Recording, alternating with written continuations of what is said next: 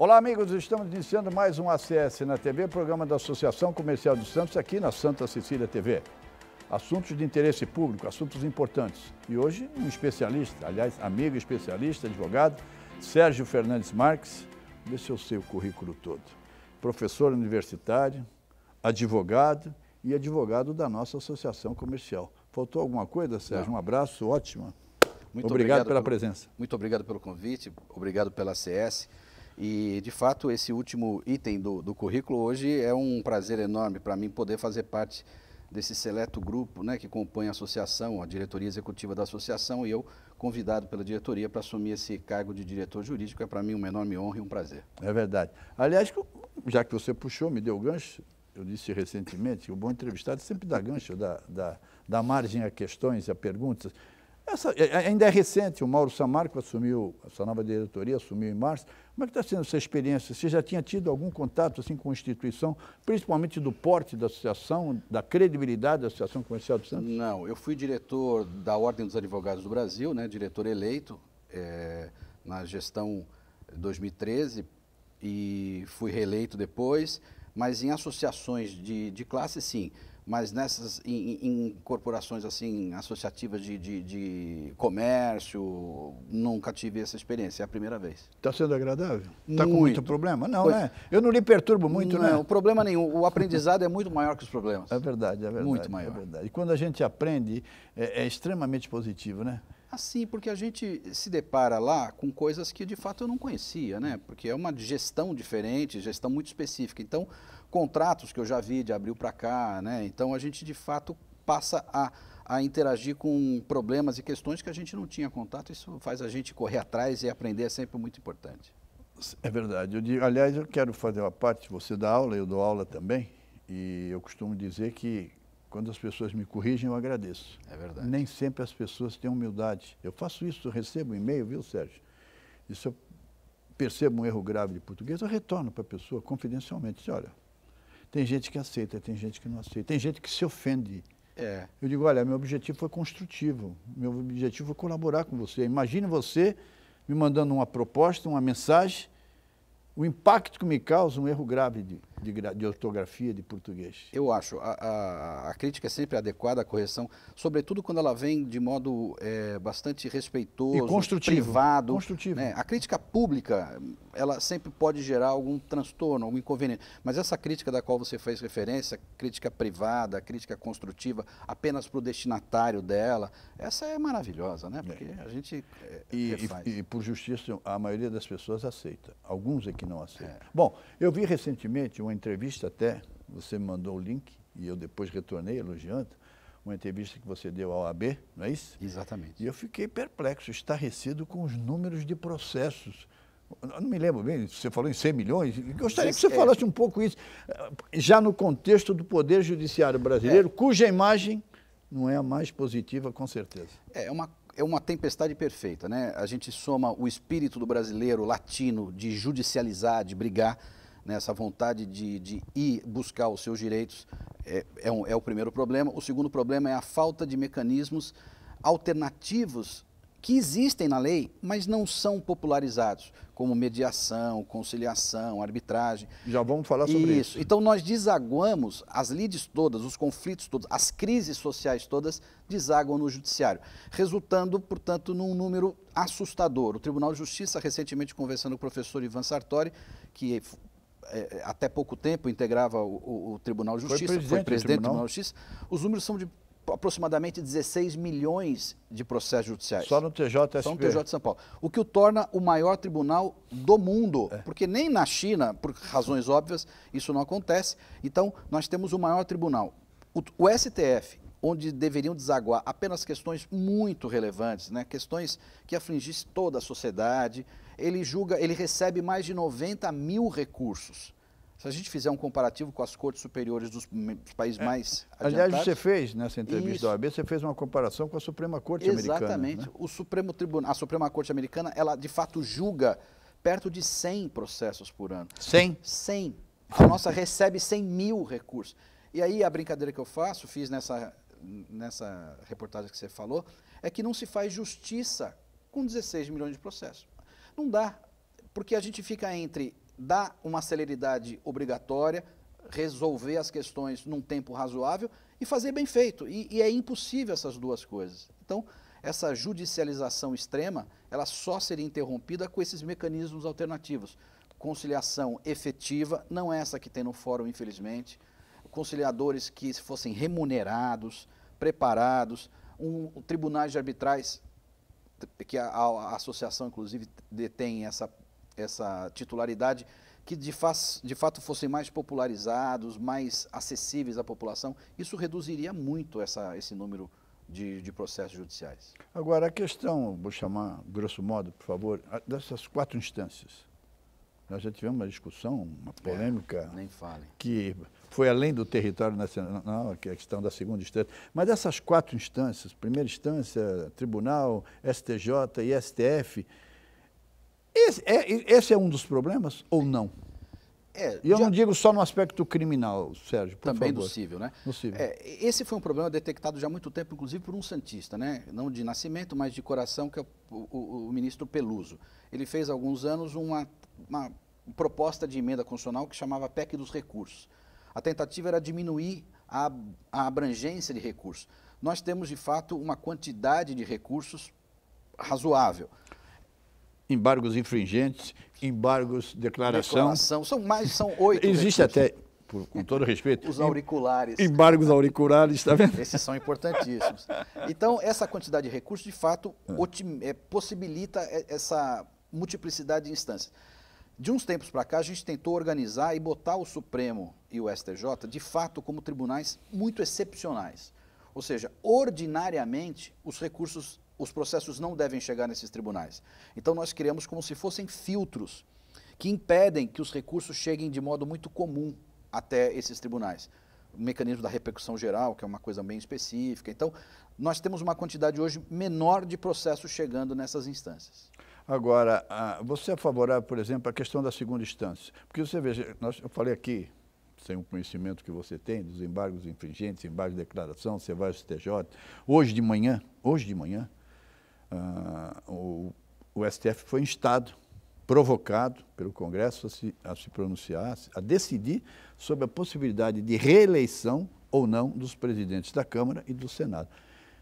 Está claro na Constituição, e o senador disse hoje na entrevista logo cedo, que está claro na Constituição que é vedado na mesma legislatura a reeleição. No entanto, isso vai ao Judiciário. Eu acho que é uma crítica talvez um pouco indevida ao STF, dizendo que ele julga tudo. Mas ele é provocado. Mas ele não sai de ofício determinando. Sim. Então, diante de uma lide que lhe é posta, ele não tem outra solução. A não ser julgar. A não ser julgar.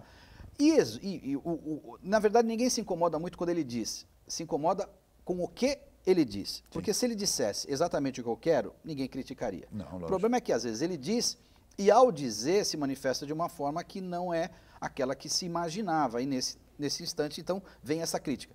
Ele é inerte, ele só se movimenta a partir de uma ação.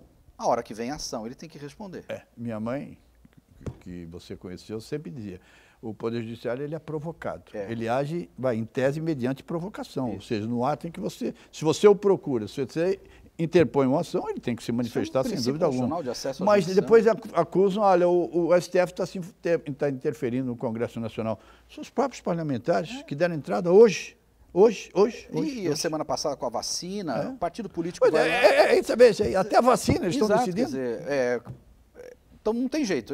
A lide chega, é distribuída e eles têm que dar uma resposta. Nós vamos fazer um intervalo, nosso primeiro intervalo dessa conversa com o Sérgio Fernandes Marques, e voltamos em seguida para falar também sobre a polêmica questão da segunda instância. Vamos provocá-lo também. Voltaremos em instantes.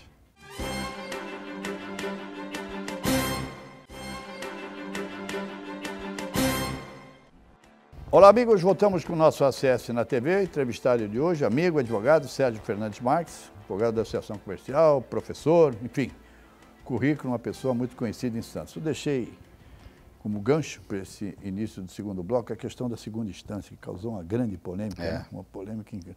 E a segunda instância não deixa, no contexto que nós estávamos abordando há pouco, Sérgio, de ser um fator que poderá evitar o STJ e outras instâncias. Afinal, Agora terminava em segunda instância, agora não tem que esperar transitar em julgado lá em cima. Na verdade, de novo, é uma interpretação constitucional. Lendo a Constituição, você pode chegar às duas conclusões possíveis, né? Eu não sou criminalista, mas gosto de ler essa história toda. A Constituição diz que ninguém será considerado culpado senão após sentença transitada em julgado. O problema a prisão necessariamente não é fruto de uma culpa consolidada. Então eu posso imaginar que, embora alguém não seja absolutamente culpado, já é possível prendê-lo. E aí usam aquele argumento que a prisão provisória, ninguém é culpado ainda, mas está preso, a prisão preventiva também. Então me parece que o que incomoda nem é tanto uma posição, é a mudança temporária de posições. Quer dizer, antes podia prender em segunda instância, a partir de determinado instante não pode mais, depois volta a não poder e fica parecendo sempre casuístico, né? Fica parecendo que essas mudanças são para favorecer determinadas pessoas. Então, acho que o que incomoda mais não é que o Supremo tenha uma posição, porque aí eu posso dizer se é certo ou se é errado, mas é ele dizer de vez em quando de um jeito e logo em seguida dizer de outro. Mas me parece que nós não podemos abandonar uma visão moderna, atual, que é o anseio da sociedade em fazer com que as coisas, do ponto de vista criminal, se resolvam de um jeito mais célere. Me parece que a sociedade, que não é letrada nas questões jurídicas, não está se incomodando muito com interpretações. Ela quer que se olhe a questão real da sociedade, que não suporta mais ver alguém durante 15, 20 anos não acontecer nada com essa pessoa e depois prescrever. E isso tem que ser levado em conta, ainda que eu sei que é alguma coisa fora do direito, mas o direito precisa, de certa forma, olhar essas questões. Seria um momento de uma grande reforma constitucional, Sérgio, na sua opinião? Por sua experiência também? Eu acho não sei se chegaríamos a uma constituinte, ou de uma grande reforma constitucional? Esse nome reforma é, para mim, um horror. É como reforma de casa? Reforma de casa. Quer dizer, eu costumo brincar na sala de aula que a pessoa inteligente, quando vai falar para o outro, ao invés de falar, vamos fazer uma reforma, ela fala assim, vamos trocar o lustre? E na semana que vem fala, mas o sofá não ficou bom com o lustre. Vamos trocar o sofá? E dali a um mês fala, mas o tapete não ficou bom. 2 meses depois, sem perceber, fizemos uma reforma, né? Mas a palavra reforma fica muito pesada. Eu não sei se a Constituição precisa de uma reforma. Há muitos críticos que dizem que a Constituição é exageradamente formuladora de direitos, portanto, direitos sociais em amplitude, direitos trabalhistas. Eu não sei se isso é exatamente. O que me parece, do ponto de vista fiscal, é que a Constituição, de fato, deu uma série de obrigações que geram custos e talvez as receitas tributárias não sejam suficientes para essa quantidade de serviços. Serviço universal de saúde, serviço universal de educação, vários deveres estatais sem, eventualmente, a contrapartida financeira. Então, talvez a gente precisa ajustar do ponto de vista fiscal e não exatamente mudar a Constituição. Você dá aula, professor também, eu também, mas está um pouco nesse campo universitário, que é um campo riquíssimo, né? Você dá aula de processo civil e também na área tributária. Exatamente. Né? Fala um pouco da área de tributária. O brasileiro sonha com a reforma tributária. Na semana passada, o Rodrigo Maia, presidente da Câmara de Deputados, disse que a reforma será votada esse ano. Para eleger, lógico que não há nem tempo hábil, até em função da pandemia. Me contextualiza a questão tributária no Brasil, que é alvo de tanta crítica e é alvo de tanto anseio da população. Olha, nós tivemos uma reforma tributária com a Constituição 88. Quer dizer, a Constituição 88 foi um marco, uma mudança tributária grande. Constituição Cidadã.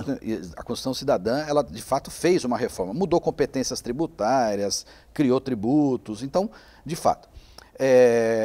Desde que eu me formei em 91, eu trabalhei em Brasília. Aqui? Me formei na Católica em 91. Aqui em Santos? Aqui em Santos. Na famosa Casa Amarela? Na famosa Casa Amarela. E fui trabalhar em Brasília num grande escritório de advocacia tributária. Então, já com 22 anos, eu me mudei para Brasília para trabalhar lá. Exatamente em 92, eu fazia visitas eventuais ao Congresso para assistir a Comissão de Reforma Tributária, professor Ari Oswaldo Matos Filho, um dos grandes tributaristas brasileiros. Em 92, ou seja, nós estamos fazendo aí 30 anos de reforma tributária discutida. Me parece que isso não vai acontecer. Reforma tributária, como se fosse uma apaga tudo e começa de novo, me parece muito difícil e talvez até desnecessário. Os projetos que estão mais próximos de chegar a julgamento, de chegar à votação no Senado, eles são propostas interessantes, com ajustes aqui e ali necessários, mas que aos poucos vão reformulando. Então eu acho que o que está mais próximo de acontecer são alterações pontuais, por exemplo, a unificação dos 3 impostos de consumo, que são o IPI no plano industrial, o ICMS no plano comercial e o de serviço no plano de prestação de serviço, a unificação desses impostos num grande imposto de consumo, ou o nome que eles deram é Imposto sobre Bens e Serviços, esse me parece ser o mais atraente. As outras mudanças são muito pontuais, mexe numa COFINS, mexe no PIS, que não é o anseio popular. Ninguém luta por reforma para mexer no PIS, o povo nem sabe o que é PIS. Então, as reformas... Está preocupado, nesse caso, com o imposto de renda, né? Com a alíquota do imposto de renda. Né? E para nos ajudar o imposto de renda, não precisaríamos fazer reforma nenhuma. Bastaria que fizesse o que o Sindifisco há 30 anos pede, que as bases de cálculo sejam atualizadas pela correção monetária. Ou seja, nós temos um problema seríssimo de imposto de renda da pessoa física, esse sim que atinge a população imediatamente, que é, ano após ano, as tabelas do imposto de renda são mantidas. E não sofre atualização há quanto tempo? Há muito tempo. E o presidente Bolsonaro prometeu? Prometeu. O Sindifisco calcula que estejamos já perto de 100% de defasagem, ou seja, a primeira faixa, que são os isentos, nós teríamos que duplicá-la. Né? Então nós teríamos um grupo muito maior de pessoas isentas. Isso mexe com a capacidade contributiva. As pessoas se sentem, de certa forma, invadidas pelo Estado, porque elas, de fato, não tiveram aumento salarial, mas elas mudam de faixa, de modo superficial, irreal. Né? Então eu acho que se a gente focasse no imposto de renda da grande massa da população... A repercussão seria fantástica. Seria fantástica. Já seria uma iniciativa muito positiva. Eu quero entrar depois, em seguida, que você especifique um pouco mais a questão do ISS, que nós abordamos antes de começar o programa, mas eu vou lhe colocar só um aspecto, me permita, telespectador, um aspecto pessoal, para você ver a injustiça a que ponto chega. Tenho uma filha, que tem um grande orgulho dela, se formou em Business e Legal Studies, está nos Estados Unidos há 5 anos, e agora iniciou o curso de Law, Direito, né? Foi convidado por 2 universidades, iniciou o curso em Chicago. Preciso dizer o preço do dólar, né? Nem fala. Aí vem a hora do imposto de renda. Não vale aqui dizer quanto eu gasto, que sacrifício eu faço para mantê-la lá e continuarei fazendo, se Deus quiser, quanto Deus me der força. Sabe quanto eu posso abater de manutenção de estudante? Está aqui o nosso amigo José Eduardo Lopes, está trabalhando conosco a partir de hoje, R$2.000. Não dá. R$2.000 é quanto eu posso abater no imposto de renda. Você acha isso justo, Sérgio? E pode Sérgio, ser pior. R$2.000. Exato. As deduções são... As únicas deduções mais realistas são as de médico, né? As despesas de instrução são pífias demais. Quer dizer, e é uma coisa contraditória. O Estado nos é devedor de ensino público, nós não temos ensino público suficiente, temos que recorrer à iniciativa privada, mas ele não sequer nos dá a contrapartida de deduzir integralmente a despesa que nós temos na iniciativa privada, que a rigor deveria ser dele na escola pública. Sim. Então, isso é uma defasagem absurda. Provavelmente, num curso superior, não dá uma mensalidade. Não dá uma mensalidade. Então, nós temos E a notícia ruim é que o Paulo Guedes já deu a indicativa de que pretende eliminar as deduções por completo. Ele pretende mexer na base, mas eliminar por completo as deduções. Ou seja, todos? A expectativa dele é que uma reforma do imposto de renda elimine deduções, melhore a carga, portanto, dê um ajuste melhor na carga, mas elimine as deduções. Mas é triste, né, Sérgio? É triste. Você trabalhar, se sacrificar, é manutenção de estudante, tudo feito oficialmente, por intermédio do Banco Central. Na hora de você declarar, a dedução é de R$2.000. R$2.000 não paga a taxa de embarque para ir voltar. Nós vamos fazer outro intervalo. Desculpe colocar a questão pessoal, mas entramos aí na questão tributária e eu queria participar disso para o público e principalmente ouvir a sua opinião. Infelizmente é uma injustiça muito grande. Nós vamos fazer o segundo e último intervalo e voltaremos no terceiro bloco. Quero falar um pouco mais de ISS e falar um pouco da nossa Câmara de Mediação e Arbitragem. Perfeito. Não só a nossa, mas a mediação e a arbitragem no país. Voltaremos em instantes.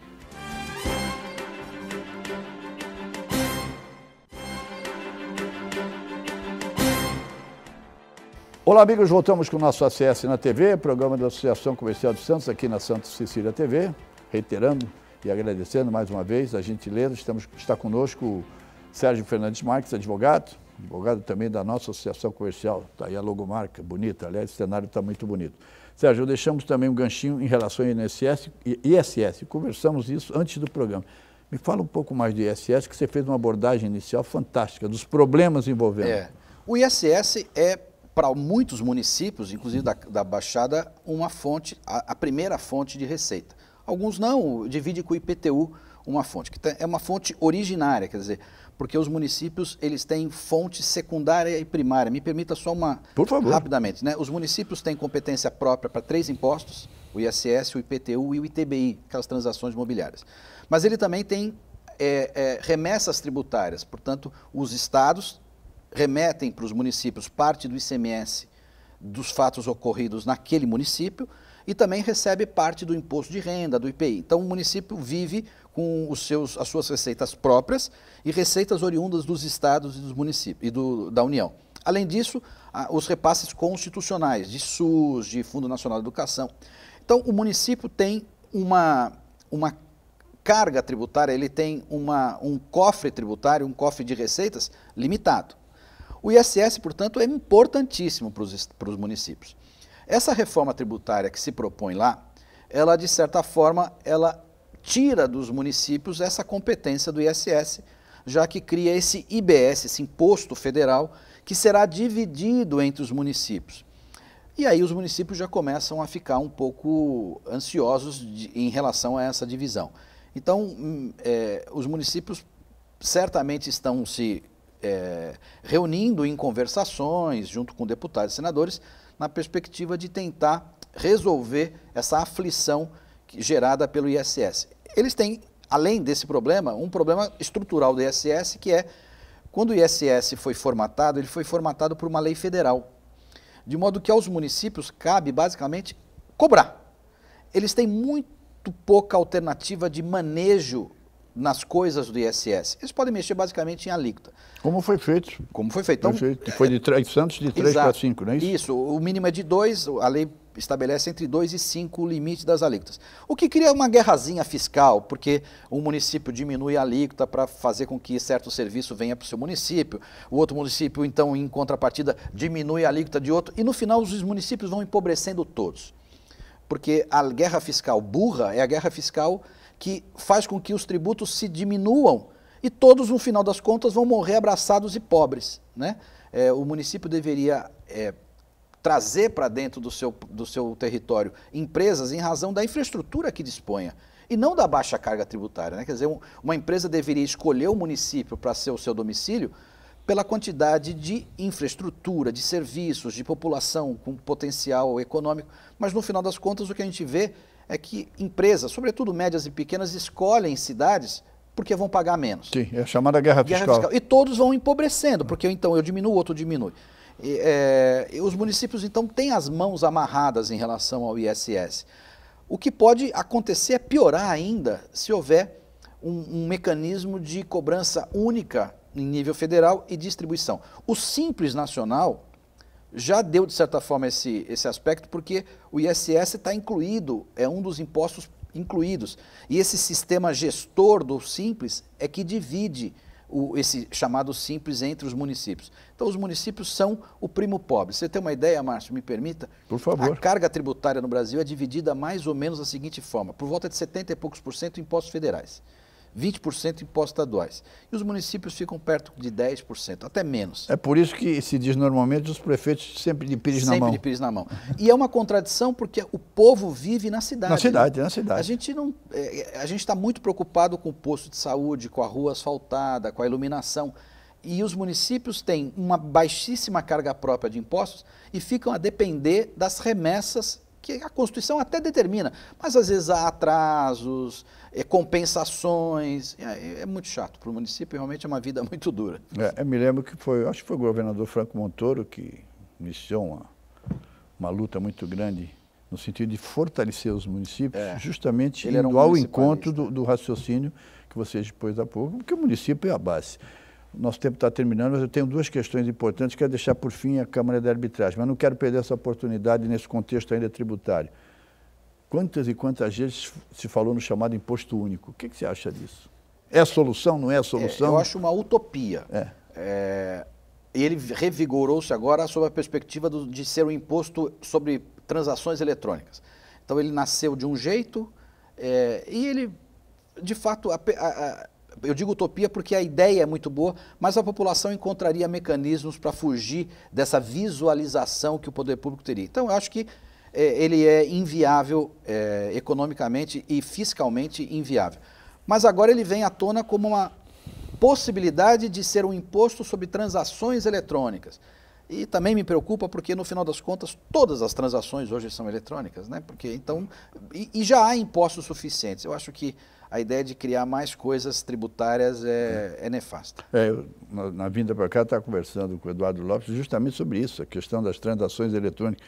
Se hoje, na verdade, não vai mais ao banco, não tem, né? É tudo pelo aplicativo, é tudo pelo iPhone, é tudo pelo telefone. E as transações já são tributadas na base. Quer dizer, se eu compro um carro e a transação eletrônica, já há impostos sobre a venda do carro. Quer dizer, eu não preciso tributar nada que seja além daquilo que já está sendo tributado. Estão me avisando que está acabando, mas não, segura um pouco, que hoje nós estamos tendo uma aula de direito aqui. Câmara de Conciliação, Mediação e Arbitragem foi criada na Associação Comercial, ainda na gestão do Roberto Santini, consolidada a partir da chegada do Mauro também, com a sua participação. Em função do quadro caótico do judiciário, é uma solução positiva, extremamente positiva, mas pouco habitual ainda, né, Sérgio? A lei é antiga, né? Você vê que a lei que criou a arbitragem é antiga, os mecanismos de conciliação e mediação embutidos no Poder Judiciário não são bons, então nós teríamos que ter essa atuação do setor não estatal. E tem mecanismo para isso. A lei é boa, ela concede ao árbitro a decisão arbitral força de lei. Não cabe recurso? Não cabe recurso, quer dizer, é executável como um cheque, uma sentença comum. O que falta mesmo é a credibilidade, é fazer com que a população acredite no potencial da arbitragem. O tribunal arbitral é, de fato, uma solução bastante interessante de conflito, hoje muito restrita às grandes empresas, que colocam nos seus contratos a cláusula para fugir da justiça. É um trabalho que a associação está fazendo no sentido de sugerir, de orientar as nossas empresas, que nós somos uma instituição empresarial, que coloque nos seus contratos a possibilidade, se houver um eventual conflito, de uma mediação ou conciliação. Porque a colocação dessa cláusula arbitral nos contratos, ela afasta o Poder Judiciário. Da seguinte forma, se houver a cláusula contratual e uma das partes for a justiça, a outra parte pode dizer para o juiz, não, nós temos uma cláusula arbitral e o processo será será extinto e o juiz, portanto, não julgará. Então é uma cláusula importantíssima. O que falta é chegar à população. Acabou, infelizmente, mas eu não quero, antes de terminar, mais 30 segundos, por favor, para não dizer que não falei de flores. Nossas aulas virtuais, você é professor, eu também, né? É difícil, é um sacrifício enorme. É diferente, mas é difícil. Foi muito duro para a gente, Márcio. Está sendo, né? Ainda não terminou o ano letivo, né? Os alunos, me parecem, graças a Deus, reconhecerem nosso esforço, mas foi um ano muito difícil para nós. Acabou. Um abraço, Sérgio. Muito obrigado, Márcio. Obrigado, até a próxima. Muito obrigado a você, obrigado pelo prestígio. Voltaremos em breve. Um abraço e seja feliz.